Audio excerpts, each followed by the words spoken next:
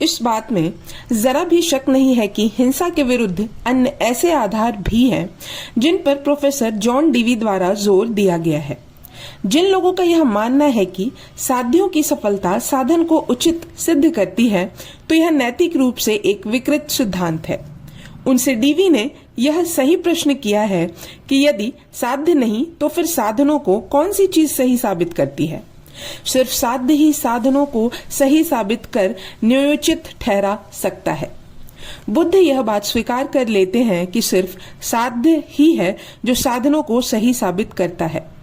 इसके अतिरिक्त कौन सी चीज सही साबित कर सकती है? और उन्होंने यह कहा होता कि अगर साध्य हिंसा को सही साबित करता है तो प्रत्यक्ष उपस्थित की पूर्ति साध्य के लिए हिंसा एक उचित साधन है। अगर बल प्रयोग साध्य को हासिल करने का इकलौता साधन होता तो वह निश्चय ही संपत्ति के स्वामियों को बल का प्रयोग करने की अनुमति न देते। इस बात से पता चलता है कि साध्य के लिए उनके साधन अलग थे। प्रोफेसर डीवी ने कहा कि हिंसा बल प्रयोग का केवल एक दूसरा नाम है और यद्यपि बल का प्रयोग सृजनात्मक उद्देश्यों के लिए किया जाना चाहिए, परंतु शक्ति के रूप में बल प्रयोग तथा हिंसा के रूप में बल प्रयोग के बीच अंतर समझाना जरूरी है। एक साध्य की उपलब्धि में अन्य अनेक साध्यों का विनाश शामिल होता है जो उस साध्य से अभिन्न होते हैं जिसे नष्ट करने का प्रयास किया जाता है। बल प्रयोग को इस प्रकार नियमित करना चाहिए कि वह अनिष्ट कर साध्य को नष्ट करके ही प्रक्रिया में यथासंभव ज्यादा से ज्यादा साध्यों की रक्षा कर सके। बुद्ध की अहिंसा जैन मत के संस्थापक महावीर की अहिंसा जितनी निरपेक्ष नहीं थी। उन्होंने केवल शक्ति के रूप में बल प्रयोग की स्वीकृति दी होगी। साम्यवादी हिंसा का प्रतिपादन एक निरपेक्ष सिद्धांत के रूप में करते हैं। बुद्ध इसके बहुत बड़े विरोधी थे। बुद्ध तानाशाही का बिल्कुल समर्थन नहीं करते। वह एक लोकतंत्रवादी के रूप में पैदा हुए थे और लोकतंत्रवादी के रूप में ही मरे। बुद्ध के समय में 14 राजतंत्रीय राज्य थे और 4 गणराज्य थे। वह शाक्य थे और शाक्यों का राज्य एक गणराज्य था। उन्हें वैशाली से अत्यंत अनुराग था जो उनका द्वितीय घर था क्योंकि वह एक गणराज्य था। उन्होंने महानिर्वाण से पूर्व अपना वर्षावास वैशाली में व्यतीत किया था। अपने वर्षावास के पूरा हो जाने के बाद उन्होंने वैशाली को छोड़कर कहीं और जाने का निश्चय किया, जैसी उनकी आदत थी। कुछ दूर जाने के बाद उन्होंने मुड़कर वैशाली की ओर देखा और फिर आनंद से कहा, तथागत वैशाली के अंतिम बार दर्शन कर रहे हैं। उनकी इस बात से पता चलता है कि इस गणराज्य के प्रति उनका कितना लगाव व प्रेम था। बुद्ध पूरी तरह से समतावादी थे। बुद्ध अधिकतर जीर्ण शीर्ण वस्त्र चिविर पहनते थे। इस नियम को इसलिए प्रतिपादित किया गया था ताकि कुलीन वर्ग के लोगों को संघ में शामिल होने से रोका जा सके। बाद में जीविक नामक एक प्रसिद्ध वैद्य ने अनुनय कर बुद्ध को थान से निर्मित वस्त्र को स्वीकार करने के लिए सहमत कर लिया।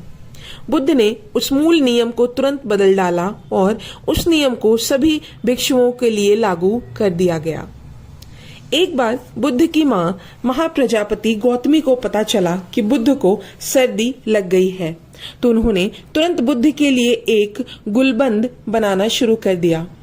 इसे पूरा हो जाने के बाद वह उसे बुद्ध के पास ले गई और उसे पहनने के लिए कहा।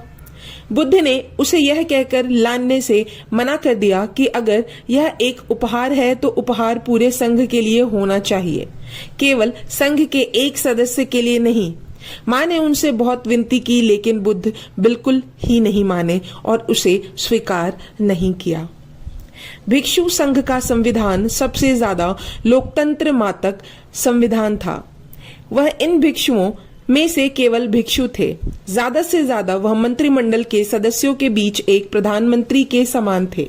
वह तानाशाही कभी नहीं थे। उनकी मृत्यु से पहले उनके 2 बार कहा गया कि वह संघ पर नियंत्रण रखने के लिए किसी व्यक्ति को संघ का प्रमुख नियुक्त कर दे, परंतु हर बार उन्होंने संघ का सर्वोच्च सेनापति है कहकर मना कर दिया। बुद्ध ने धम्म तानाशाह बनने और तानाशाह नियुक्त करने से मना कर दिया। साधनों का क्या मूल है? किसके साधन अंततः श्रेष्ठ तथा स्थायी है? क्या साम्यवादी यह कह सकता है कि अपने मूल्यवान साध्य को हासिल करने में उन्होंने अन्य मूल्यवान साध्यों को बर्बाद नहीं किया? उन्होंने निजी व्यक्तिगत संपत्ति को नष्ट किया है यह मानकर कि एक मूल्यवान साध्य है? क्या साम्यवादी यह कह सकते हैं कि उसे हासिल करने की प्रक्रिया में उन्होंने अन्य मूल्यवान साध्यों को नष्ट नहीं किया है? अपने लक्ष्य को प्राप्त करने के लिए उन्होंने कितने लोगों की हत्या की? क्या मानव जीवन का कोई मूल्य नहीं है? क्या वे संपत्ति को उसके स्वामी का जीवन लिए बिना उसे प्राप्त नहीं कर सकते? अब हम तानाशाही को लेते हैं। तानाशाही का लक्ष्य क्रांति को एक स्थायी क्रांति बनाना होता है। यह एक मूल्यवान साध्य है, लेकिन क्या साम्यवादी यह कह सकते हैं कि इस साध्य को प्राप्त करने के लिए उन्होंने दूसरे मूल्यवान साध्यों को बर्बाद नहीं किया है? तानाशाही के बारे में ऐसा बोला गया है कि इसमें स्वतंत्रता और संसदीय सरकार का प्रायः अभाव होता है, यानी दोनों व्याख्याओं पूरी तरह से साफ नहीं है। स्वतंत्रता का अभाव तो संसदीय सरकार में भी होता है, क्योंकि कानून का अभिप्राय होता है। स्वतंत्रता का अभाव, इसी में तानाशाही तथा संसदीय सरकार का अंतर निहित है। संसदीय सरकार में प्रत्येक नागरिक को अपनी स्वतंत्रता पर सरकार द्वारा थोपे गए बंधनों की आलोचना करने का पूरा अधिकार होता है। संसदीय सरकार में आपके कुछ कर्तव्य तथा कुछ अधिकार होते हैं। आपका कर्तव्य है कि आप कानून का पालन करें और यह अधिकार है कि उसकी आलोचना करें। तानाशाही में आपका केवल कर्तव्य होता है कि आप कानून का पालन करें, लेकिन आपको उसकी किसी भी प्रकार की आलोचना करने का कोई अधिकार नहीं होता है।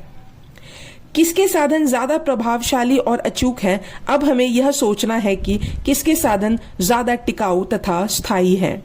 हमें बल प्रयोग तथा नैतिक प्रवृत्ति पर आधारित सरकार के बीच चयन करना होगा। बर्क का कहना है कि बल प्रयोग स्थायी साधन नहीं हो सकता। अमेरिका के साथ सहमति के संबंध में उसने यह कभी ना भूलने वाली चेतावनी भी दी थी।